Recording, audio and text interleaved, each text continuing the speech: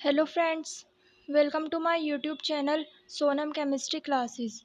तो friends, this is the lecture number 11th of BSc first semester chemistry important question series. तो friends, आज की video में हम बात करेंगे जो हमारी यूनिट फर्स्ट है बीएससी फर्स्ट सेमेस्टर की, that is molecular polarity and weak chemical forces. उसी के इम्पोर्टेंट मल्टीपल चॉइस क्वेश्चंस यानी कि एमसीक्यूज़ पर हम बात करेंगे। बहुत सारी यूनिवर्सिटी ऐसी होती हैं जो क्या कराती हैं, जो आपके और सेमेस्टर के एग्ज़ाम्स होते हैं वो एमसीक्यू बेस्ड कराती हैं। तो आज की वीडियो में हम यूनिट फर्स्ट के कुछ इम्पोर्टेंट एमसीक्यूज़ को कवर करेंगे। तो अगर आप हिंदी मीडियम या फिर इंग्लिश मीडियम स्टूडेंट हैं तो आप दोनों ही तरीके के स्टूडेंट ये वीडियो देख सकते हैं, क्योंकि यहाँ पर ये इंग्लिश में लिखे होंगे बेसिक नोट्स जो है मेरे पास जो क्वेश्चंस हैं, लेकिन मैं आपको हिंदी में भी एक्सप्लेन कर दूँगी साथ साथ। तो वन बाय वन देखते हैं। सबसे पहला क्वेश्चन है हमारा, which one is most covalent. ये वाला क्वेश्चन आपका आगरा यूनिवर्सिटी में 2008 में ये आ चुका है क्वेश्चन। तो यहाँ पर हमें क्या बताना है, ये जो सारे मॉलिक्यूल्स दिए हैं हमें, ये क्या है, आयोनिक मॉलिक्यूल हैं।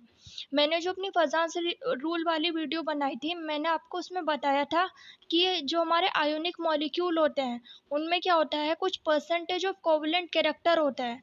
क्योंकि हम जानते हैं कि कोई भी बॉन्ड ना तो मोस्ट ऑफ द टाइम्स हमारा कोई भी बॉन्ड ना तो प्योरली आयोनिक होता है, ना ही प्योरली कोवलेंट होता है।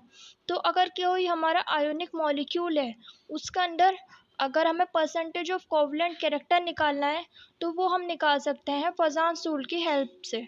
तो यहाँ पर मैंने आपको बताया था उस वीडियो में कि कोवलेंट कैरेक्टर आयोनिक मॉलिक्यूल में, उस आयोनिक मॉलिक्यूल में सबसे ज़्यादा होगा जहाँ पर साइज ऑफ कैटायन क्या होगा, सबसे छोटा होगा। तो यहाँ पर हम देख सकते हैं यहाँ, और साइज ऑफ एनायन क्या होगा, सबसे बड़ा होगा। तो हम यहाँ पर देख सकते हैं कि यहाँ पर जो एनायन है वो तो यहाँ पर सबके लिए सेम है। यहाँ पर भी क्लोरीन है, यहाँ पर भी, यहाँ पर भी एंड यहाँ पर भी। लेकिन यहाँ पे क्या है, कैटायन डिफरेंट है। यहाँ पे बेरिलियम है, ये मैग्नीशियम है, ये कैल्शियम है एंड यहाँ पर स्ट्रोंशियम है। हम जानते हैं ये क्या है, चारों ही जो एलिमेंट है ये एक ही ग्रुप के मेंबर हैं। और हम जानते हैं कि यहाँ पे जो बेरिलियम है, बेरिलियम का साइज सबसे छोटा होता है। क्योंकि यहाँ पे बेरिलियम का साइज सबसे छोटा है तो ये सबसे ज़्यादा कोवलेंट कैरेक्टर शो करेगा। तो यहाँ पर जो आंसर आएगा वो हमारा क्या आएगा, ए आंसर आएगा। अगर आपको और डिटेल में समझना है तो आप मेरी फजांस रूल वाली वीडियो देख सकते हैं, मैं उसका लिंक आपको डिस्क्रिप्शन में ऐड कर दूंगी। Now let's move on the next question.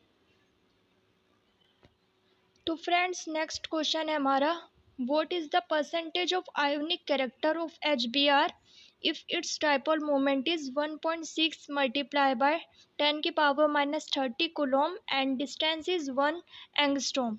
तो अभी मैंने पिछले आपको जो क्वेश्चन में बताया था कि हम क्या निकाले थे, किसी आयोनिक मॉलिक्यूल के अंदर कोवलेंट कैरेक्टर निकाल रहे थे। लेकिन अब इस वाले क्वेश्चन में हमें क्या निकालना है, किसी कोवलेंट कैरेक्टर का कोवलेंट बॉन्ड मॉलिक्यूल के अंदर हमें क्या निकालना है, परसेंटेज ऑफ आयोनिक कैरेक्टर निकालना है। तो ये निकालते हैं हम डाइपोल मूवमेंट की हेल्प से। तो डाइपोल मूवमेंट हमें क्या बताता है, डाइपोल मूवमेंट हमें बताता है किसी भी कोवलेंट मॉलिक्यूल के अंदर ओवरऑल पोलैरिटी कितनी है, यानी कि ओवरऑल उसमें परसेंटेज ऑफ आयोनिक कैरेक्टर कितना है। तो ये आपको एक न्यूमेरिकल है, तो मैं आपको इसे सॉल्व करके दिखाती हूँ कि हम किस तरीके से यहाँ पर आंसर निकालेंगे। तो स्टेप बाय स्टेप समझते हैं कि इसे किस तरीके से सॉल्व करना है।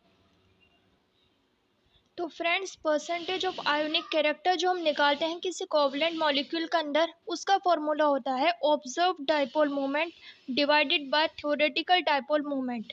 तो ऑब्जर्व डाइपोल मोमेंट क्या होता है, जो किसी मॉलिक्यूल के लिए हम क्या करते हैं, एक्सपेरिमेंट के थ्रू निकालते हैं। तो ये क्या होती है, एक एक्सपेरिमेंटल वैल्यू होती है जो हमें एग्जाम में क्वेश्चन में जो एग्जामिनर है वो उसमें दे रखते हैं। थ्योरेटिकल डाइपोल मोमेंट क्या होता है, जो हम क्या करते हैं, फॉर्मूले के थ्रू निकालते हैं किसी उसी कोवलेंट मॉलिक्यूल के लिए। तो ऑब्जर्व डाइपोल मोमेंट की वैल्यू तो यहाँ पर इन्होंने दे रखी है, ये रही 1.6 मल्टीप्लाई बाय 10⁻⁻30 कूलॉम। और अगर हम निकालना चाहें थ्योरेटिकल डाइपोल मोमेंट की वैल्यू, तो वो हम निकाल सकते हैं इस फॉर्मूले के थ्रू। फॉर्मूला क्या है हमारा, Q मल्टीप्लाई बाय D। अब ये Q क्या होता है, Q होता है चार्ज ऑन द मॉलिक्यूल। तो चार्ज हम किस तरीके से निकालेंगे, तो यहाँ पर ये HBr है, तो यहाँ पर क्या होगा, कुछ ना कुछ यहाँ पर चार्ज होगा, सेपरेशन ऑफ चार्ज होगा।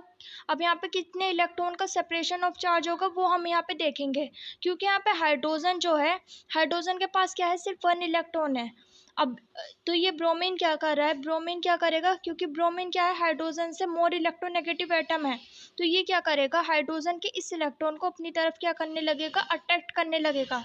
इस वजह से यहाँ पर क्या होगा, इस 1 इलेक्ट्रॉन की वजह से इस पर -1 चार्ज पार्शियल नेगेटिव चार्ज आएगा, और हाइड्रोजन पर क्या आएगा, पार्शियल पॉजिटिव चार्ज आएगा। तो यहाँ पर हमें क्या मिल रहा है, जो चार्ज मिल रहा है वो 1 इलेक्ट्रॉन के लिए मिल रहा है। तो यहाँ पर हम देख रहे हैं कि जो हमें ऑब्जर्व डायपोल मोमेंट की वैल्यू किस में दी थी, उन्होंने कूलॉम में दी थी। तो हमें क्या करना पड़ेगा, थ्योरेटिकल डायपोल मोमेंट को भी हमें कूलॉम में ही निकालना पड़ेगा। तो हमें जो चार्ज अगर हमें कूलॉम में निकालना हो, तो 1 इलेक्ट्रॉन के लिए जो वैल्यू होती है, चार्ज की वैल्यू जो होती है 1 इलेक्ट्रॉन के लिए इन कूलॉम, वो क्या होती है, 1.6 मल्टीप्लाई बाय 10⁻⁻19 कूलॉम होती है। अब बात आती है डिस्टेंस की, तो डिस्टेंस यहाँ पर हमें दी है 1 एंगस्ट्रॉम। यहाँ पर हम देख सकते हैं 1 एंगस्ट्रॉम दी है। तो अगर हमें क्या हो, चार्ज जो दे रखा है उन्होंने, चार्ज अगर हमें क्या दिया हो, कूलॉम में दिया हो, तो हम जो निकालेंगे डिस्टेंस, वो क्या निकालेंगे, मीटर में निकालेंगे। तो यहाँ पे चार्ज हमने किस में लिया है, कूलॉम में लिया है, डिस्टेंस मीटर में हम कन्वर्ट करेंगे, किससे, एंगस्ट्रॉम से मीटर में। तो फ्रेंड्स जो 1 एंगस्ट्रॉम होता है वो क्या होता है, 10⁻⁻10 मीटर के इक्वल होता है। तो यहाँ पर 1 एंगस्ट्रॉम की जगह हम क्या लिख सकते हैं, 10⁻⁻10 मीटर। अब हम इसे सॉल्व करके देखते हैं। तो सबसे पहले हम क्या करेंगे, ऑब्जर्व डायपोल मोमेंट जो हमें क्वेश्चन में दिया है उन्होंने, उसकी वैल्यू रखेंगे, और थ्योरेटिकल डायपोल मोमेंट हम यहाँ से कैलकुलेट कर सकते हैं। क्यू की वैल्यू यहाँ पर हम रख देंगे, तो 1.6 मल्टीप्लाई बाय 10⁻⁻19 मल्टीप्लाई बाय, अब डिस्टेंस हमें दिया है, हमने किस में कन्वर्ट कर लिया है, एंगस्ट्रॉम से मीटर में, तो ये आ जाएगा 10⁻⁻10। अब इसे हम जो सॉल्व कर लेते हैं, तो ये आ जाएगा 1.6 मल्टीप्लाई बाय -19 और -10, क्योंकि यहाँ पे बेस सेम है तो घातें क्या हो जाएंगी, जुड़ जाएंगी, माइनस माइनस प्लस हो जाएगा। तो ये हो जाएगा 19 + 10 इज़ 29, और वो भी क्या आएंगे, माइनस का आएंगे। तो ये हमें थ्योरेटिकल डायपोल मोमेंट की वैल्यू तो मिल गई है। अब हम क्या कर सकते हैं, परसेंटेज निकाल सकते हैं यहाँ से। Percentage of ionic character in HBr हम कैसे निकालेंगे, ऑब्जर्व डायपोल मोमेंट की वैल्यू हमें दी है इन्होंने क्वेश्चन में, डेट इज़ 1.6 मल्टीप्लाई बाय 10⁻⁻30। तो ये हम यहाँ पर लिख देंगे, तो ये आ जाएगी 1.6 multiply by 10⁻⁻30 divided by theoretical dipole moment की वैल्यू हमने कैलकुलेट कर ली है, वो यहाँ पर ये रही, ये हमारी थ्योरेटिकल डायपोल मोमेंट की वैल्यू है। तो ये आ जाएगी 1.6 मल्टीप्लाई बाय 10⁻⁻29, एंड इसे हम क्या कर देंगे, 100 से क्या कर देंगे, मल्टीप्लाई कर देंगे। तो पहले हम इसे सॉल्व करेंगे। फ्रेंड्स यहाँ पे 1.6 से 1.6 क्या हो जाएगा, कैंसिल हो जाएगा। अब आता है यहाँ पे 10⁻⁻30 एंड डिवाइड में क्या आ जाएगा, 10⁻⁻29। इसको ऊपर लेके जाएंगे तो ये प्लस में हो जाएगी, माइनस प्लस माइनस, तो 30 में से 29 गए तो यहाँ आ जाएगा हमारा 10⁻⁻1।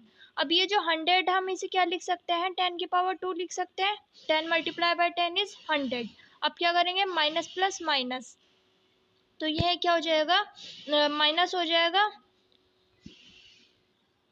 और आंसर क्या आ जाएगा हमारा, 10 आ जाएगा। तो यहाँ पर हम देखते हैं कि क्या हमें क्वेश्चन में ऑप्शन में 10 दिया है, तो हम यहाँ पर देख रहे हैं कि हमें दिया है बी को, जो हमारा बी ऑप्शन है वो क्या है, 10 है। तो ये जो सेकंड क्वेश्चन होगा उसका आंसर क्या होगा, 10 होगा। तो फ्रेंड्स थर्ड क्वेश्चन है हमारा, out of AlCl3 aluminium chloride and AlF3 aluminium fluoride. तो यहाँ पर हमें इन दोनों जो मॉलिक्यूल दिए हैं इनके लिए कुछ स्टेटमेंट दिए हैं, हमें बताना है कि कौन सी स्टेटमेंट हमारी करेक्ट। फ्रेंड्स पहला स्टेटमेंट जो है वो है AlF3 यानी कि एल्यूमिनियम फ्लोराइड इज कोवलेंट। तो ये पूछे हैं क्या एल्यूमिनियम फ्लोराइड जो है क्या कोवलेंट मॉलिक्यूल है, दिस इज़ रॉन्ग। जो एल्यूमिनियम फ्लोराइड होता है वो क्या होता है, आयोनिक मॉलिक्यूल होता है। तो यहाँ पर ये पहला तो रॉन्ग हो गया है। सेकंड आता है एल्यूमिनियम क्लोराइड इज आयोनिक, ये भी रॉन्ग है क्योंकि जो एल्यूमिनियम क्लोराइड होता है वो क्या होता है, हमारा कोवलेंट मॉलिक्यूल होता है। अब सी जो ऑप्शन है वो दे रखा है इन्होंने, एल्यूमिनियम क्लोराइड इज कोवलेंट, तो ये बात करेक्ट है हमारी कि जो एल्यूमिनियम क्लोराइड होता है वो क्या है, कोवलेंट मॉलिक्यूल है। डी भी देख लेते हैं। तो यहाँ पे दे रखा है कि both aluminium chloride and aluminium fluoride are ionic, तो मैंने आपको बताया कि एल्यूमिनियम क्लोराइड क्या है, कोवलेंट है। तो ये क्या हो जाएगा, फोर्थ ऑप्शन रॉन्ग हो जाएगा। तो यहाँ पे हमारा थर्ड क्या है, करेक्ट ऑप्शन है। नेक्स्ट क्वेश्चन है फ्रेंड्स हमारा वो है, polar compounds are soluble in, option A है बेंजीन, बी है पोलर सॉल्वेंट, सी है हमारा कार्बन टेट्राक्लोराइड एंड फोर्थ हमारा नन ऑफ द अबव। तो यहाँ पर जो हमारे पोलर कंपाउंड्स होते हैं वो क्या होता है, पोलर सॉल्वेंट्स में सोल्यूबल होते हैं हमेशा। तो ये बात आपको ध्यान रखनी है कि जो हमारे जितने भी पोलर कंपाउंड होते हैं वो हमेशा क्या होते हैं, पोलर सॉल्वेंट्स में ही सोल्यूबल होते हैं। तो यहाँ पे हमारा ऑप्शन बी क्या हो जाएगा, करेक्ट हो जाएगा। अब देखते हैं हमारा fifth question, that is which of the following molecule has zero dipole movement. तो डाइपोल मूवमेंट मैंने आपको बताया है कि डाइपोल मूवमेंट क्या होगा, किसी भी हमारा कोवलेंट मॉलिक्यूल जो है उसके अंदर overall percentage of ionic character कितना है वो हमें पता चलता है डाइपोल मूवमेंट से। तो अगर डाइपोल मोमेंट हमारा ज़ीरो होगा तो इसका मतलब है कि जो हमारा कोवलेंट मॉलिक्यूल है उसके अंदर क्या है, percentage of ionic character zero है। तो यहाँ पर जो डाइपोल मूवमेंट होता है और एक होता है हमारा बॉन्ड मूवमेंट, यानी कि जो हमारा कोवलेंट कंपाउंड हमें दिया है उसके जो बॉन्ड्स हैं उनके अंदर परसेंटेज ऑफ आयोनिक कैरेक्टर, तो ये दोनों चीज़ डिफरेंट है। तो यहाँ पर मैं आपको ये चारों मॉलिक्यूल दिया है तो मैं आपको इनकी स्ट्रक्चर से बताती हूँ कि किसके अंदर ज़ीरो डाइपोल मूवमेंट है। तो फ्रेंड्स यहाँ पर मैंने चारों मॉलिक्यूल की स्ट्रक्चर बनाई है। यहाँ पर ये क्या है, CCl4 है। तो यहाँ पर हम देख सकते हैं कि चारों जो बॉन्ड है हमारे वो क्या है, सिमिलर हैं, यानी कि चारों साइड एटम सेम है। तो यहाँ पर क्या होगा, जो ये हमारा बॉन्ड मूवमेंट होगा, बॉन्ड मूवमेंट क्या होता है, जो जैसे कि हम इस बॉन्ड की बात करें तो इन दोनों एटम्स के बीच में जो इलेक्ट्रोनेगेटिविटी डिफरेंस होगा उसकी वजह से ये जो कोवलेंट बॉन्ड होगा उसमें कुछ परसेंटेज ऑफ आयनिक कैरेक्टर आ जाएगा, तो इसे हम बोलेंगे बॉन्ड मूवमेंट। तो ये अगर इसकी बात करें तो ये वाला जो बॉन्ड मूवमेंट होगा वो इस वाले बॉन्ड मूवमेंट से कैंसिल हो जाएगा, क्योंकि यहाँ पर ये क्या है, 180 डिग्री पर दोनों एक दूसरे से प्रेजेंट है, बिल्कुल एग्जैक्टली सामने एक दूसरे के प्रेजेंट है। तो ये क्या हो जाएगा, कैंसिल हो जाएगा। इसी तरीके से ये वाला जो बॉन्ड मूवमेंट हमारा वो इससे कैंसिल हो जाएगा। तो ये क्या हो जाएगा, पूरा ओवरऑल मॉलिक्यूल के अंदर जो पोलैरिटी है, परसेंटेज ऑफ आयोनिक कैरेक्टर है वो ज़ीरो हो जाएगा, क्योंकि ये सारे बॉन्ड मूवमेंट एक दूसरे को कैंसिल कर देंगे। तो यहाँ पे बॉन्ड के अंदर तो पोलैरिटी प्रेजेंट है, लेकिन ओवरऑल मॉलिक्यूल के अंदर अगर हम देखना चाहें कि ओवरऑल मॉलिक्यूल के अंदर परसेंटेज ऑफ आयोनिक कैरेक्टर है या नहीं, तो वो क्या है, ज़ीरो है। तो ये हमारा पहले ही ऑप्शन क्या है, वैसे करेक्ट है, लेकिन हम और मॉलिक्यूल में भी देख लेते हैं। तो यहाँ पर हम देखते हैं सेकंड वाले में CH3Cl में, तो यहाँ पर क्या होगा, ये वाला बॉन्ड मूवमेंट है, इसका अंदर पोलैरिटी है और इसका अंदर सबका अंदर पोलैरिटी है, लेकिन ये क्या होगा, इसके लिए क्या होना चाहिए था, एक और क्लोरीन का एटम इसके एग्जैक्टली सामने प्रेजेंट होना चाहिए था, जो क्या करे, इस वाले बॉन्ड मोमेंट को काट दे। तो यहाँ पर क्या होगा, ऐसा नहीं है, तो यहाँ पर क्या होगा, पोलैरिटी होगी। यहाँ पर भी 3 क्लोरीन है, ये वाला हाइड्रोजन है, इसके लिए हाइड्रोजन होना चाहिए था इसके सामने, लेकिन नहीं है, तो ये क्या हो जाएगा, इसके अंदर भी डाइपोल मोमेंट प्रेजेंट होगा ओवरऑल मॉलिक्यूल के अंदर। और यहाँ पर भी क्या होगा, प्रेजेंट होगा, क्योंकि यहाँ पर क्या होना चाहिए था, क्लोरीन इसके सामने होना चाहिए था। तो यहाँ पे क्लोरीन, तो क्लोरीन क्या है, इसके एक क्लोरीन के सामने एक और क्लोरीन नहीं प्रेजेंट है, तो यहाँ पर क्या होगा,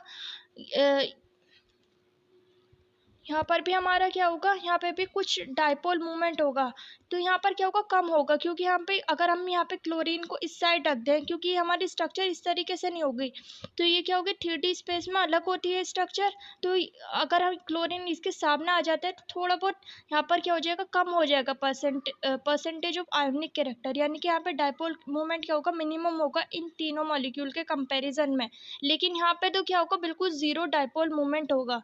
तो पहला वाला जो ऑप्शन है हमारा वो क्या है, करेक्ट ऑप्शन है, डेट इज ए।